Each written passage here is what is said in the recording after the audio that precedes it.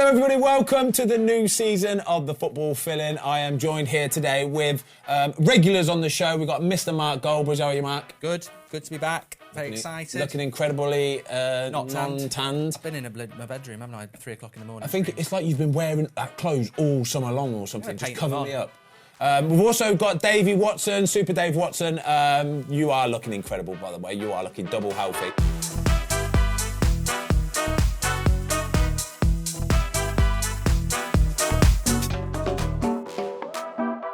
There's a lot of people getting the comments, like in some of the videos, saying, how do you know these guys, right? So I'm going to tell everybody why I know Dave Watson. Dave Watson was my goalie coach when I signed for Birmingham City. I worked with him for a year there, then you were my goalie coach at England. Can I just tell a story about, by the way, what a goalie coach, by the way, he's an animal, he's a sicko, the angriest man I've ever met in my life. But my first meeting with Dave Watson, right, I was going to sign for Birmingham City, basically, and you met me in a hotel, didn't you, like a week before I signed or whatever, and he was wearing, it was like fat Dave Watson era, yeah? He had like this horrible baggy blue, like, I don't know, Ralph Lauren shirt on or There's something no like such that. thing as a fat Dave Watson. It was fat Dave Watson, right? And he had this horrible blue shirt on. He was sweating under his armpits. He was a disgrace, he was. Anyway, we're skirting around stuff. We're going to talk about the Premier League this season. It's kind of like a preview show, all right? So it could be top 4, it could be bottom 3, you know, dark horse, flop of the season, golden boot, all that kind of stuff. We're going to get into it.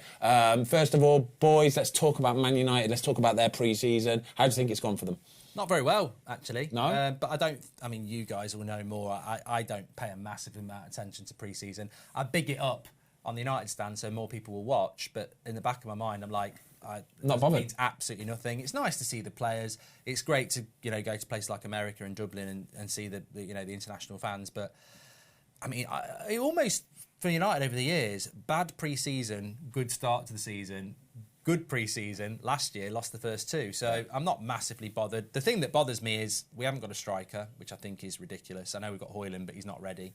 And the team just looks a little bit imbalanced. But first game against Wolves, that can all just change. Watto, you've been in football for a while now. What do you make of pre-season? Is it important? Is it just about getting fitness, or do results matter? Results don't matter, but I think it's a massive part of your preparation. And the one red flag for me with a lot of the big teams and what they have to do now is the travelling, and the clock's ticking, and the manager's not getting as much time out on the grass as he wants. X amount of friendlies are organised, but the tap is already dripping in terms of the energy and the enthusiasm from the team. You're away so long, you're travelling hours just across America just for a friendly every 48 hours kind of thing, and I think that's really difficult. He plays so many different teams in the games. They're not getting all the gelling that you'd particularly want. Yeah. Ultimately, he's got a week today before the first game against Wolves, so he actually gets a few more days with the team this week to try and get some structure back into them. They've had the games. Results have been up and down, which you'd normally expect because they're travelling with them. But I think missing a striker for sure is going to be a tough start. I think the Wolves game at home is probably a game that they wanted at the start of the season. It certainly is a nice one. Yeah, I think I was watching that Community Shield game yesterday, and do you know what? I will give it its dues, at least. If you are Man City or Arsenal, at least it's a competitive game, isn't it? Do you know what I mean? I'm not a big fan of the Community Shield or whatever it's, Charity Shield or whatever it used to be called. However, it's the most competitive game you can possibly get outside of friendly. Do you know what I mean? They're still probably, what, 70% max? Yeah, totally agree. Yeah. They're 70% max probably. But when the season starts next week, they will. I reckon those Man City and those Arsenal players go, well, you know, we feel like we know what we're doing now. We're good to go when the season starts next season. So I will give it its dues. I do think it is a worthwhile thing for the 2 big boys. All right, then, boys, we're going to start with the top 4. Okay, in my head, Watto, I'm going to come to you first, but in my head, I think there are 6 teams vying for these top 4 places. However, and we spoke about this in the United stand, Mark, I think realistically there's probably only 2, because I think Arsenal and Man City are guaranteed. I think they're going to be 1 and 2, and then there's 4 teams vying for 3rd and 4th. What are you saying about it? Yeah, I would concur in terms of the top 2. I think Arsenal look like he's made some astute signings, and they look like they're moving forward. I always feel as though with Man City, even though they've lost a couple of players, that they're going to be the team to beat. Yeah. Anybody beats Man City, I would expect them to win it. That's the feel I get. If you look outside of that, Liverpool, you don't see having a season like they had last season for sure, or you can't anticipate that. I think Chelsea under Pochettino, I think he's the one manager who can bring that team together. I've heard so much good stuff, all positive about man management. Give it to me, because we played Chelsea in pre-season and I was so impressed, Dave. I was. So give me these little nuggets. What have you heard? The players all speak so highly of him in terms of how he deals with them individually and collectively as a group. But he's also a really good coach and tactician on the training field, and he just brings a lot of love to the group. And outside of the group, he knows the women serving the food, guys in the laundry, he'll go down the academy, he pulls everything together. I've never heard of anybody at a club having the impact that he had at Southampton before my time there. And everybody, when he left, really loved the guy and the staff, and they set the bar really high in terms of the work ethic that they produce, and they expect everybody to follow suit, but they do it in a way that everybody wants to be on the bus and pushing forward. All part of it. Does this mean then that you had tipped them for a top 4 this season? I think they could well do it under him. Yeah. Ooh, what do you reckon about that? No. But I think there's an interesting dynamic that it might, top 4, I'm sad to say, might not be a thing anymore, because it might be top 5, because Champions League coefficients thing means that if you're 5th, you can get into the Champions League now. How does that work? Well, it's the new Champions League, because they're changing it after this year, where it just isn't. There's more teams. It's like 2 leagues or something like. But apparently, there is a 5th spot up for grabs based on your history in Europe, which England's is quite good. Yeah. So there's a very big chance that 5th place will get you into the Champions League anyway, which is a shame, because I like the top 4 battle, and I think 5th place getting there is a bit. It will dilute the Premier League race a little bit, so there might be an opportunity for whoever comes 5th to come in it. But I think everything what I've said about Chelsea spot on. My only thing is they were so damaged last year. It's almost being fair to Pochettino. I saw what Ten Hag did in a year, and I think we did well to get 3rd, but also Chelsea and Liverpool fell off, so it allowed Man United and Newcastle in. If Chelsea and Liverpool and Villa and Brighton and Newcastle and Man United are all up there, it might be a little bit too. Chelsea fans have got to be patient with Pochettino. The reality is, it is a real tough league, but I think no European fixtures for them. A little bit like Pochettino can kind of work his magic. He's got the time to work his magic. Yes, they need to get off to a good start for sure. But I think if you talk about Newcastle, who got in the top 4, this is entering a whole new world for them. Champions League football this year. Yeah. It's what all them Geordie fans want. It's what the club's been built on from the Bobby Robson era. They loved it, and it's what they wanted to get back. But we don't know yet if that's going to have a detrimental effect on their Premier League season. All right, boys, I'm going to ask for your actual top 4s in a minute, yeah? Top 4s. Don't worry about the 5 rubbish, right? Top 4s. But first, Spurs, want to talk about them quickly. Good signing, James Maddison. We all happy with that, yeah? It's a Spurs sort of signing, yeah. Yeah? We're happy with it, though? Yeah. Oh, that sounds... It's a good signing. No, he's a good signing for them. I think he's a bit overrated. I've said that a few times. Okay. I don't think he's anywhere near a Bruno or a Kevin De Bruyne. I think, if he was playing 20 years ago, there'd be people like Rob Lee and Matt Le Tissier that would be streets ahead. But it's the modern obsession with British players. He's a good player, and I think he'd be a good player for Spurs, but... Spurs are going to finish outside the top 8, so that's where he's going to be playing. You honestly think that? Yeah. A brutal assessment there. Spurs fans going, they'll be high-fiving the screen. I'd say that if Harry Kane gets sold, I would totally agree with you. Yeah. If Harry Kane goes, this is a massive problem for Tottenham, isn't it? 28 goals in a Spurs side last year. I still can't believe it. Mate, he scored 4 in a friendly at the weekend. Well, it's a massive problem, right? Massive, yeah. I mean, you can't. If you're a Spurs fan, you can't even imagine that he's leaving, because the team is just built. It survives around what he is and what he's given them, and any hope of the trophy every year, the top 4 every year, it all resonates around Harry Kane. I mean, he's been pivotal to everything that you either argue he's achieved or the club's not achieved over the last 10 years. To lose him would be... You've got to let him go, don't you? I mean, if from a business sense, of course. Well, he's going for nothing in a year. You've got 80 million there. I just think Spurs, Daniel Levy, typically, the season starts in... Well, we're doing a preview. It starts in 3 days, and...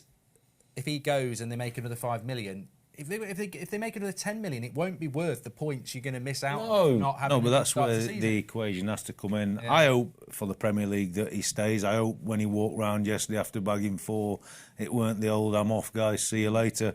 But if it is, then Tottenham are in big trouble this year. This is Tottenham all over, basically. So it's like a hangover from the end of last season. The shambles that was when Conte got sacked and they didn't replace him properly. They just petered out, didn't they? And they've carried it on to the start of You this see season. the manager's press conferences already. He's feeling defeatist because he doesn't feel as though he's got the information to come and talk to people and be honest about the situation. You don't know what's going on. Yeah, and he's a new manager. It seems really unprofessional, to say the least, when you bring in a new manager, and he should be aware of all the facts and the figures, for sure. Tottenham is built around Harry Kane, and for a new manager and the start of a new season, it's going to be pretty depressing for Tottenham fans. You can't put them in the top 8 if Kane's gone. Oh, wow. You can't. Wow. And then quickly, Arsenal, Declan Rice, is that a good signing? 100 million quid. I saw after the Community Shield game yesterday, Roy Keane jumping in there and saying that he's not sure whether he's got actual star quality or not. I know a few people who know Declan Rice, and they've always said that in training he's got gears to go. Yeah. At West Ham, he's been told to do a job. He does a job. He protects that back 4, and then in a more expansive team, he's actually quite technically a good player. He can score goals, and I think in Arsenal they're going to play further forward. So I think there's going to be a lot of people waking up to how good Declan Rice is this year, because he won't just have to defend; he will be allowed to go forward. And I think he's a top player. I'd have loved him at United. I'm sure Pep wanted him. He's overpriced, but that's the market. He's English. Look, Casido hasn't left Brighton to go to Chelsea because Brighton are going, well, Declan Rice has gone for 100 million. We want 90 for him. They're both probably 60, 70 million pound players. Yeah. But it's not the player's fault he's gone for 100 million. Arsenal have paid it. If he's a success over 5-6 years, it will be worth it. But yeah, of course he's overpriced at 100 million, but that's not his fault. I think Arsenal are going to get top 4 this year, but I think they do need to sign a striker. Yeah. I think they need to sign a striker because Gabby Jesus will get injuries. He's already out for the start of the season with his knee injury anyway, and he will get injuries during the season because at Man City, that's the sort of player he was. He wasn't the main man. He wasn't relied on week in, week out. He was coming off the bench a lot of the time, and that is because he will pick up little niggles. It's as simple as that. So if they can sign a big boy up front, I think Arsenal nailed on. Havertz. Well, yeah. Well, he missed a couple of chances yesterday, so they're already thinking, we need a striker. But if you do get a striker to come in, I agree. Is Rice a stellar signing? I think he's a stellar signing. I think he's lovely. The shackles are coming off compared to where he's played at West Ham, and I think he could really make that midfield tick there. And I think all of a sudden you might see what we all want as an England fan, that we could have a free scoring midfield player. Imagine that. And you know, if he starts knocking in 10 goals plus because of his role at Arsenal, it pushes them certainly closer to Man City. But he's a leader character. There's not many of those. Yeah, I like it. Yeah, well. I think it's a good sign. It's a solid sign. It's a solid sign. Even though it's 100 mil, I think you pay the money. You've got a guaranteed starter week in, week out. He'll score your goals. He'll lead everybody. I love it. I really do. Right, I am going to get your top 4s in 1 second. Quickly, Watto, just talk to me about this possible David Raya signing for Arsenal. What do you make of all this, by the way? Why would Arsenal need to go and spend 30 million quid on another goalie when you've got an Aaron Ramsdale who's good to go? I think I've got a couple of contexts of it. When I was a goalie coach, not challenging to win the league, but certainly always wanting to stay in the league. I think we've spoke about it in the past. I wanted 2 goalies who were number 1 goalies because the drop-off if you had an injury was too big and you're going to put the team in real pressure. I think when you're talking about a team at the very, very top, of course, it would be ideal to say, I want 2 number 1s, but there has to be a promise to a Raya coming in of some game time. Yeah, there has because he's not going to join. Not that he probably doesn't think he's better than Ramsdale, not that he's not up for the fight, but these guys want to play football, and to have 2 number 1s at the very, very top, I think that's very, very difficult unless there's some promises in that contract that he's going to get X amount of games. But then what you'll see might not play in goal how they normally play in goal because they know this is their one chance to shine. You lose the continuity with the back 4 and the defenders, and all of a sudden everything that looked pretty rosy, it can put things in the mix. So, yes, he's a top goalie, and I think he could play at a top team in the Premier League. But the mix of him and Ramsdale, who I also believe is a top goalie, and really established himself last year, Whether he saves a penalty to win the thing yesterday, that's a sideshow. He's a top goalie. Raya's a top goalie. I'm not sure the mix of them together and making Arsenal better is the right decision. I think I know Arteta better than Arsenal fans. I predicted he'd be a good manager when they had their Arteta T-shirt out on. I think David Raya is going to be the number one. I can see it as clear as day. This is what Man United did with De Gea. It's hard to understand because Ramsdale's a good keeper. He'd be my England number one. But I think Arteta has looked at it and gone, look at what Ten Hag's just done. He's just got rid of the Golden Glove winner for a ball-playing goalkeeper. Pep did it. Klopp did it. I want a ball-playing goalkeeper. And when you look at the stats, and Arsenal fans don't like this, when you look at the stats last season, David Raya is in the top for long passing accuracy, passes per game. He's got a better save ratio than Ramsdale. Ramsdale's not even in the top 5. I'm not saying Ramsdale's bad at distribution, but I think there's a type of goalkeeper out there. And David Raya, I mean, he's like a number 10. He's so good on the ball. And I think that's what it is. I think Arteta doesn't quite fancy Ramsdale with the ball at his feet. And I think he's bringing somebody in to basically give Ramsdale, but this is your chance. And if it doesn't work out, this is where I'm going. I've really enjoyed both of your opinions then. I do. I really enjoy all of this because I was so staunch that Watto knows exactly what he's talking about there. But I actually see what you're saying. I do. You put me onto this because I was listening to the radio this morning. David Seaman was on and he said, we bought Richard Wright for $6 million, which was a lot of money at the time. And I liked it. But then I spoke to Schmeichel on my podcast and he was like, no, I'm number one. And you said that to me last year. Some goalkeepers just want to be the number one and know the number one, and it can play on their mind if there's someone fighting for their place. Yeah, I think it's a problem signing Raya because for me, Aaron Ramsdale is perfect for them. I think he is absolutely perfect. I agree with what you're saying about the playing out for the back, but I still think Rambo is incredible at it. He can do it, He is incredible at it. It surprised me. It's to what level you want. So if you're willing to sacrifice a bit of extra being a better goalkeeper for that extra tiny, 5%? Would you say Raya's 10% maybe better with the ball at his feet? But you're sacrificing that goalkeeping part of it. And I know Aaron Ramsdale makes world-class saves that keep Arsenal in games at times. He's a personality keeper. He's a massive personality. And I just think there's no need to rock the boat with this one. It's an odd one. If he's sticking with Ramsdale, I think. The logical thing for me is he's going to go with Raya, which is a huge call. Unless it's like Watto says, he's going to go with 2 goalkeepers and share the load. But that's not going to work. Dangerous. That's not a thing. I actually don't think that works.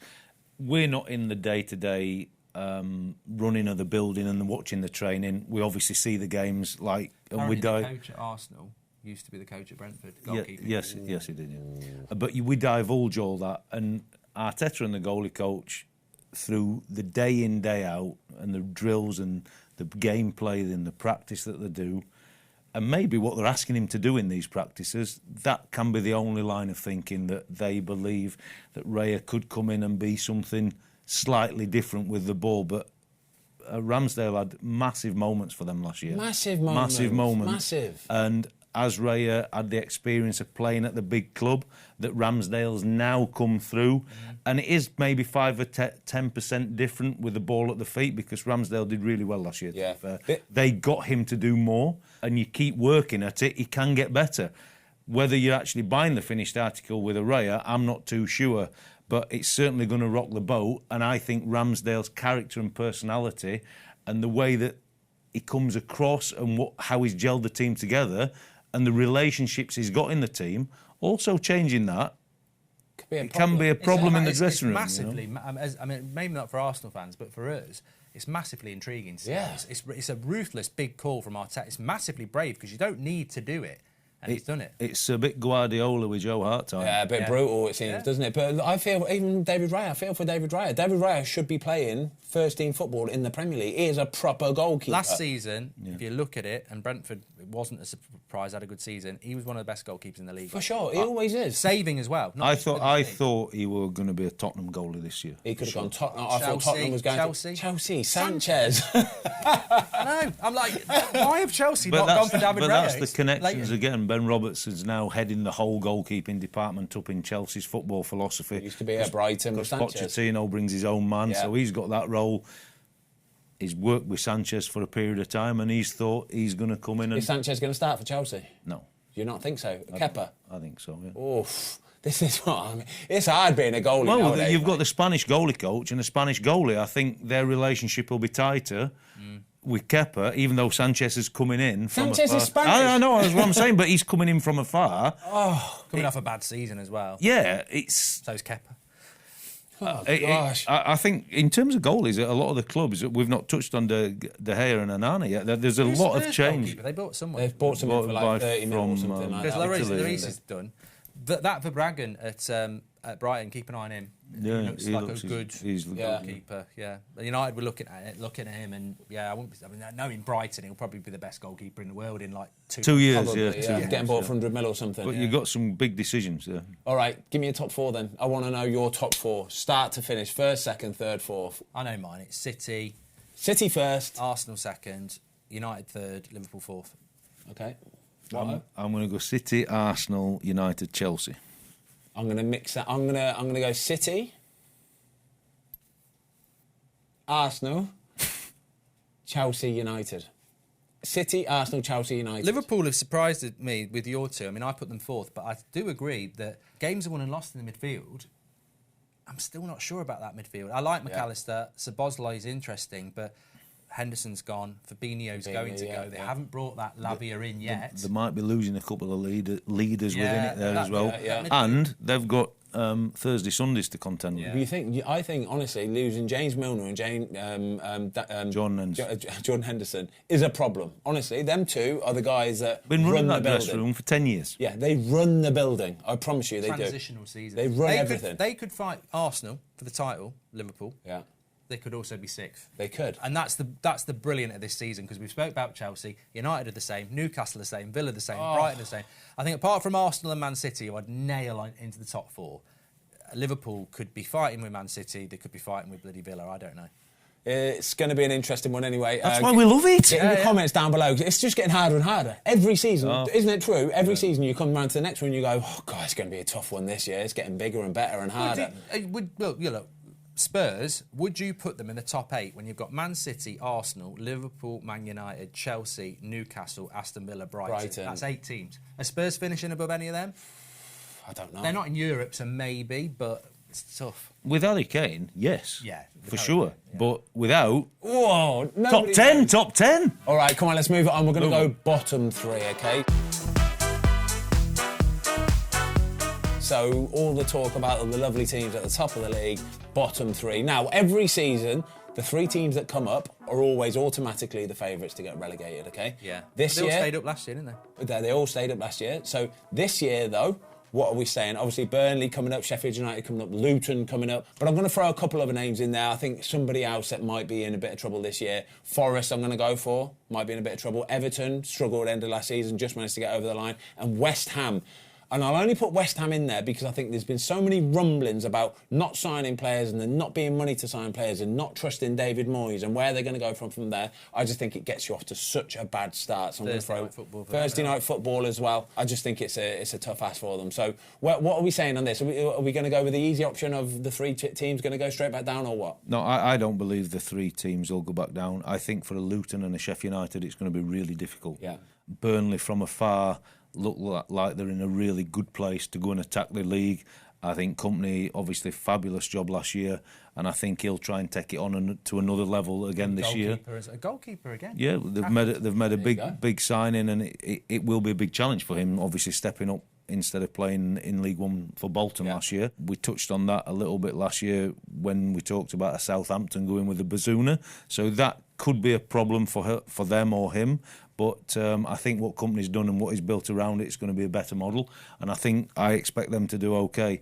I always fear there's always the second season syndrome for a team. Yeah. And I think that could be Nottingham Forest this year. Yeah. I don't think that they're going to be able to sustain enough maybe this year. I think other teams will know what to expect a little bit.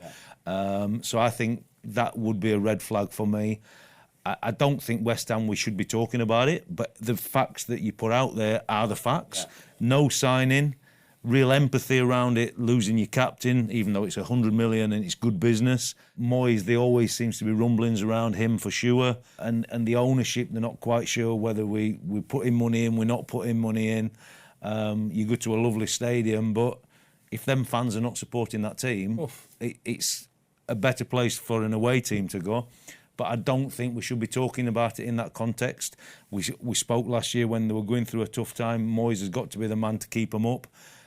It's whether you want to start with that mentality that what we're aiming for this year is to stay in the league. Stay up. It's mad, isn't it? Just winning the Europa Conference League last year, they've won a major trophy, major-ish trophy. They got beaten. You're talking about on getting relegated. They got beaten in the pre-season match at the weekend 4-0, and they're saying he shouldn't even start managing the first game. So I think there's a lot of apathy around the team, which is not going to help them for the start of the season.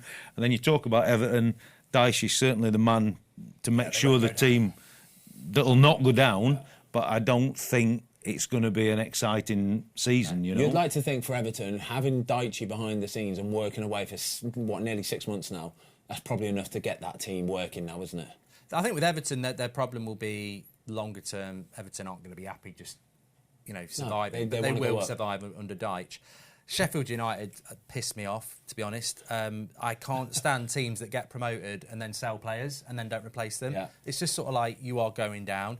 Luton, great story, but you'd have to send them down. I think Burnley survived quite comfortably. I think they'll be. I don't think they can do what Brentford and what Fulham did last year, which was amazing for a promoted team. But I think Burnley will stay up because they play football the right way. I'm putting Crystal Palace in there. That's my sort of... a little dark horse one. Yeah, I'm going to throw Crystal Palace in there. I think Roy's done a good job. But again, Zaha's gone, Elisi's going to go.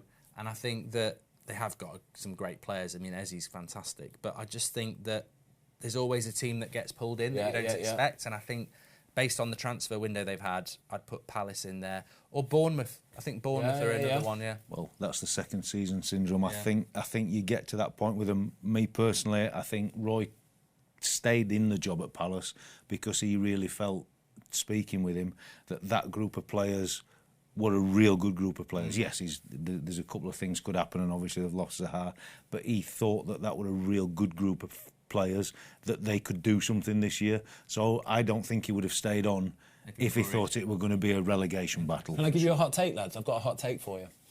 I think Luton are going to surprise a lot of people this year.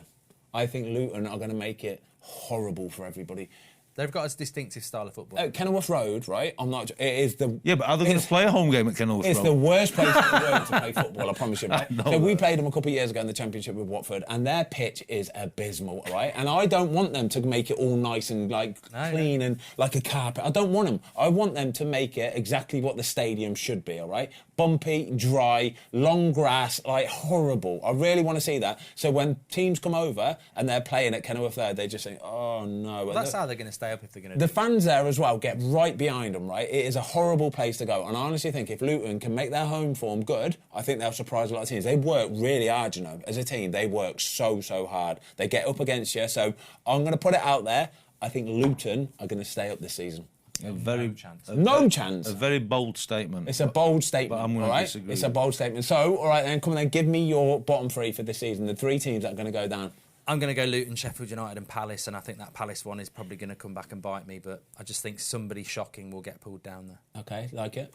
I'm going to go Luton, Sheffield United and Forest. I agree with the Forest shout. I think their home form kept them up last year. They've got to replicate that. I think, all right, I'm going to put it out there. I'm going to go Forest, Sheffield United. You can't relegate Luton now. And Burnley. No, you got that wrong. And it's Burnley, all right? This is the beauty of football, you know. You're allowed an opinion, you know. Everybody's allowed an opinion. And I love your opinion, mate. Thank you. Love it. I value your opinion just as much as mine. It's wrong, but I value it, honestly. I really, really do. Again, get in the comments down below. Let us know which one of us is talking absolute smoke here. I think I've got it bob on.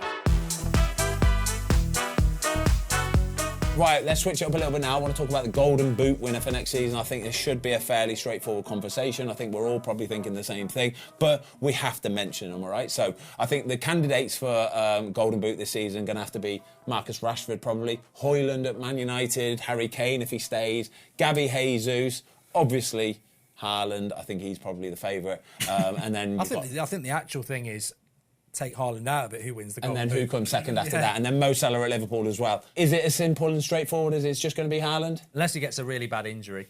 He could miss 3 sitters and still score 2 a game, couldn't he? He could, yeah. It's the service as well. I think any striker that's decent is going to win the Golden Boot at Man City, but he is probably the best striker in the world. So you think, right, here's a question for you then.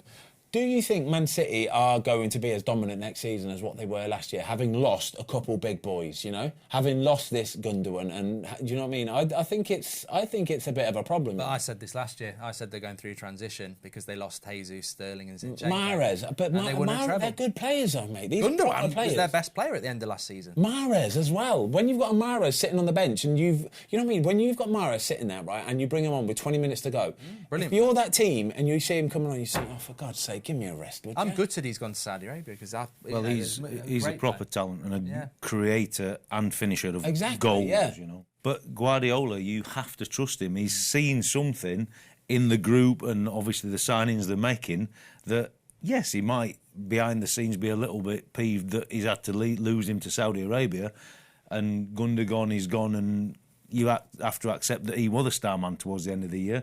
But there's no panic. I think he's comfortable with it. I can't see how Haaland cannot win it, to be honest. I think it would be a better bet to say who's finishes second really probably deserves a bigger shout, because any of the guys that we talk about... Who is going to finish second then? I think there'll be a lot of goals for people this year because I think there's some teams that are going to get whipped, Sheffield United's and stuff like that. I think there's going to be a lot of goals. So, I mean, Salah. What though? Yeah, I think Kane's going to leave, so I'd have to go Salah. Yeah. Okay, I think we all agreed then that Haaland's going to win it. The only question is whether he'll beat this 36-goal tally from last season. That's a big ask, isn't it? It is. If he stays fit all season, I think he'll break it because I think there's more goals in this season than there was last year. I think he'll 36 goals. I think he'll. I think he'll get 30. I think he'll get 30. I think he'll get 30. So we all agree Haaland. I think I'm going to go for Mo Salah. I'll go for Mo Salah second as well. Right, we're going to go for dark horse of the season then, okay, yeah? So we've got, I've got 4 teams in front of me, right? And they're all dark horses for different reasons. We've got to pick one of them. We've got to pick one of them who we think is going to be... I know my dark horse out of these 4 teams. So we've got Chelsea, new manager. Villa, will they carry on from last season? Palace, could be a dark horse either way in this one, to be honest with you. Either go, like, doing well or struggling. And then we've got Burnley, newly promoted, a lot of hype around it. Vinny Company, they've got this lovely style of football, apparently. But I've just tipped them to go down. So, out of these 4 that I've just mentioned, who are you going to go for the dark horse? I don't really fancy... And I mean, I'd go Villa. But I feel like it's just such an obvious choice to go Villa. I don't think Palace. I think Burnley...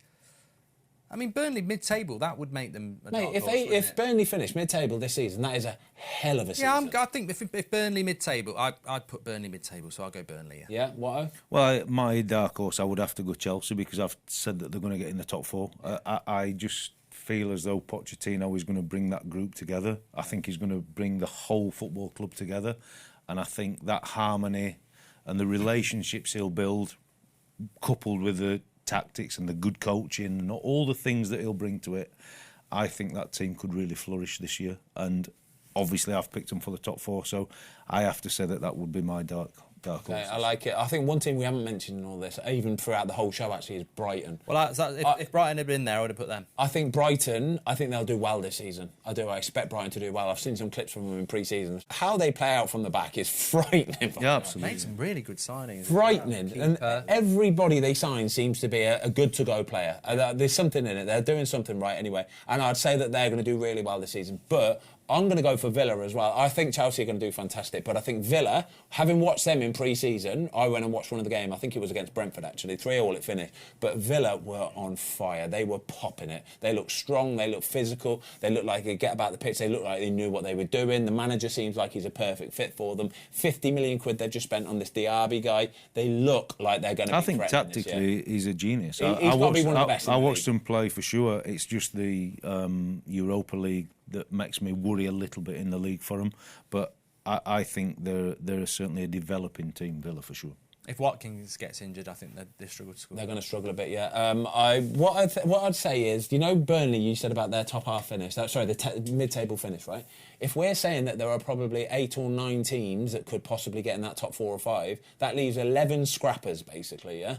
And if you're saying there's 4 or 5 that might get relegated...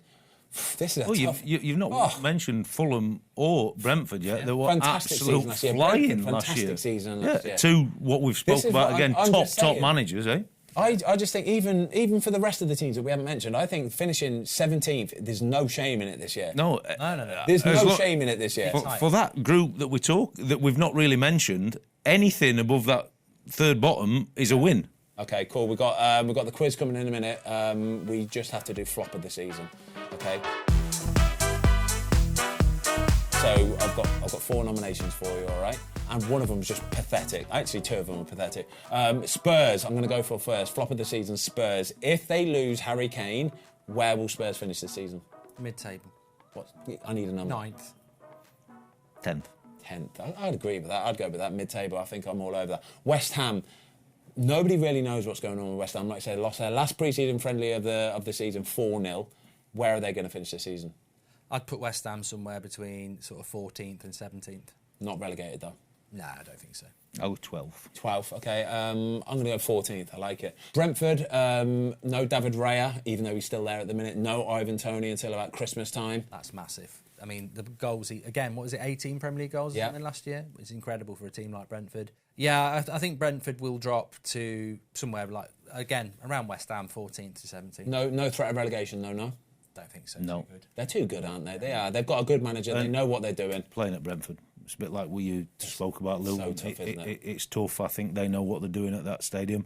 I don't think they'll reproduce the season that they've just had with the players that they're losing, but I would say 14th comfortable. And then another one that's in the list, but I don't really know why. Brighton, can they replicate last season, basically? Well, they've set the bar so high, Brighton, haven't they, that you can see why a mid-table for them would be a flop where they were last year. It's a bit like Leicester, who used to be around 5th and then they got relegated, isn't it? So it's always possible in a competitive league. But I think that the way they play, the way they've bought, Thursday night football might be a problem for them, but I'd still say you'd put them in the top 8, so no. I'd go Spurs flop of the season for me. Okay.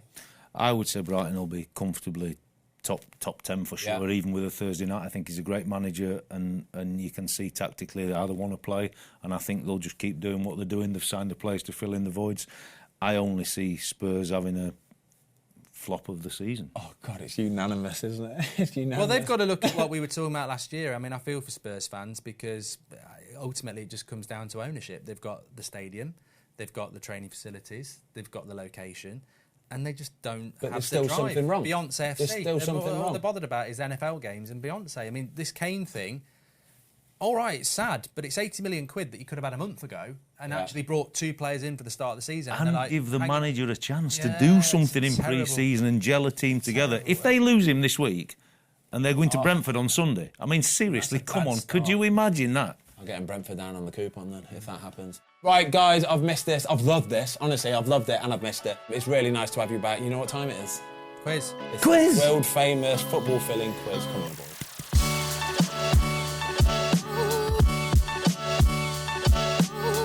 Okay, quiz time. Jamie has got 10 questions for us. Can you show off our new, plaque? Look at them. Brand new football-filling cards. How pro are we, or what? It's incredible. Right, come on then, Jamie. It's fast. Get a new presenter, though. No, Jamie's the man. We'd never replace you, Jamie, all right? It's fastest finger first. As soon as you know the answer, say it. Good luck, boys. First one of the season. Let's go. Right. Question number 1. Which club did defender Virgil van Dijk play for before signing for Liverpool? Southampton. Correct. I thought you'd have got that, what? Oh, mate. I was thinking he was going further back. Yeah, me too. I had Celtic in my head. I was thinking Groningen. Question 2. Who is the youngest player to have ever won the Premier League? Bertrand. No. Rooney. No. Oh, I know. No, you don't. I do now. Got all the time. No, we have a timer on it. Oh, yeah. There's no timer. There's no timer. That was is, never of in the course there is rules. a timer. The youngest player to ever win the Premier League. Yeah, that was a question. 5, 4. Phil Foden. Correct. I was going to say Fabregas. That's massive, Fozzie. So Phil Foden now has 5, and he's also the youngest player to get 5 as well. So Good knowledge, Well, that, that's Jay. obvious. probably 4-3-2 as well. Oh, no, it may not be obvious because he could have won 4 later in his career, but he's not old. Question number 3. Which manager has had the most promotions to the Premier League? Warner. No. Bruce. Oh, come Steve on, Bruce. Fozzie, be quicker. Steve Bruce had 4, 2 of You Birmingham knock City and 2 of Hull They City. knock him. They Bruce knock him. Bruce is the man. They knock him. 2-1-0. Usual for me, Jay. Question number 4. Which recently relegated Premier League club failed to win the Championship this weekend? Leeds. Correct. I was about to say that. It was 2-2. 2-2, and Somerville scored in the 96th minute to make it 2-2. Southampton came from behind, and Leicester won yesterday. Yeah. Oh, they won late on as well, didn't they? Yeah, so what? It's 2-1-1. We 2-1-1-1, we 2-1-1. Cut that out. Question number 5. When Ian Wright broke the Arsenal scoring record at the time, he was wearing a shirt underneath that said what on it? Nike, just do it. No. It was Nike something. I can see. I have not got a clue. I can see him pulling it up, but It was a vest, I thought it were Nike. Red, right, just do it. Right, do it. No. 5. Right on time. No. 150 or something. It says just done it. Oh my God. Good, yes, good. So no points on that question. Yeah. Question number 6. Who is the only player to win silverware at Manchester United and Liverpool? Michael Owen. Michael Owen is the correct answer. Do you want to do any more Man U questions, by the way? Yeah, That's the first one. Oh, yeah. Can he see them answers, Jay? You're like, played for him Don't anyway. worry, don't worry. You Played played with the him, game. yeah. You played the game. He was probably there with you, wasn't he, Michael Owen? Yeah, he was, yeah. Oh, bloody hell. 3, 2, 1. Question 7. As of today, which Premier League team has spent the most money in this summer's transfer window so far? Arsenal. Chelsea. Correct. Oh my God. Arsenal is the correct answer. What? Where'd you get 2 from anyway? You're on 1. No, I've got 2. Oh, I thought I was about 3 ahead. Yeah, no, yeah, you are. I think you have got one. I think you have got one. Yeah. Big trouble here, mate. Big trouble here, mate. Arsenal spent just under 200 million on 10 players this Who? window. 10? Yeah. Yeah, but 100 on one. Yeah, it was. Who else have they signed? Oh, Timber, Havertz. Havertz. Yeah, Havertz, yeah. Havertz was lumpy, weren't he? Question 8. When a team wins the Premier League, what changes on their kit Gold badge. the following season? Correct. The Premier League badge turns gold. 4, 2, 1. 4, Still do it. 2, 1. You've got 2 more questions left. Oh, wait, this always happens. Every bloody... I need to change this. No, I'll get Gotta one. get it I'll over. get one. Career path question. He always wins these. I have played for Genk, Lommel United on loan, Westerlo on loan, Lommel United on loan, OHL Leuven on loan, Brighton, then Arsenal. Trossard. Ah, this is pathetic. What are you getting involved for? You can't even win. Oh, shut up. I want to beat you. Now, Anna. Yeah. 4-2-2. 4-2-2. Final question. Which 2 teams played in the Battle of the Bramall Lane? Sheffield United, Sheffield Sheffield Wednesday. No. No. What? Sheffield Oh. United and Arsenal. Oh, his Leeds. No. It's Sheffield United and West Brom. Oh, I never would have got I've never heard of Have this. you ever play heard it? Battle of Did the he Bramall play Lane? it? So basically, in the Battle of Bramall Lane, like it got called off because they had too many red cards in the game. For sure. Yeah, so I think they had like 6 players left, and I they think had, we the ref had to call off the game. 70th misunderstood the minute. question there. You might have been playing in goal for West Brom. Is that it, Jay? Yeah, That is everything. Mark 4-2-2. Goldridge is the winner.